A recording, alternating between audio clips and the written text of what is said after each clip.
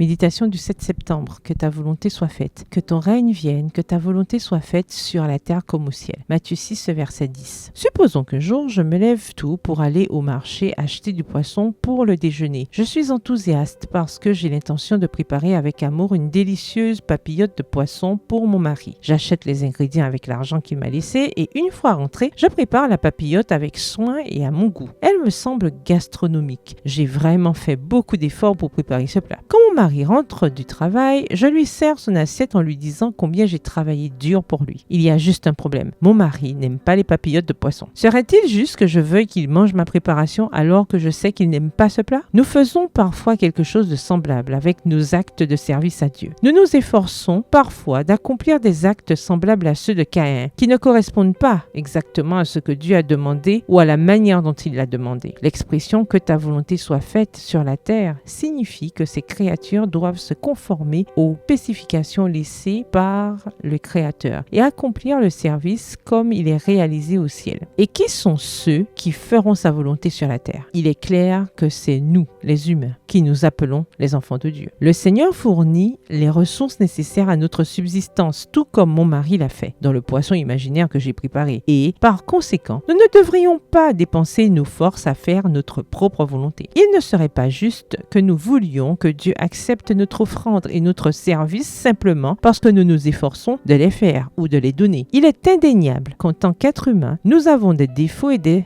imperfections. Mais cela ne devrait jamais être une raison pour vouloir faire les choses à notre manière. La remise en cause de la volonté de Dieu dans le ciel est à l'origine du malheur dans lequel la terre est plongée. En tant que fille de Dieu, il est de notre devoir de répondre à son amour en faisant sa volonté, tout comme les anges le servent au ciel. Demandons instamment à Dieu de nous faire entendre sa voix afin de connaître sa volonté. La bonne nouvelle est qu'il est prêt à nous parler. PS, heureuse de faire sa volonté. Bonne journée, que l'Éternel vous bénisse.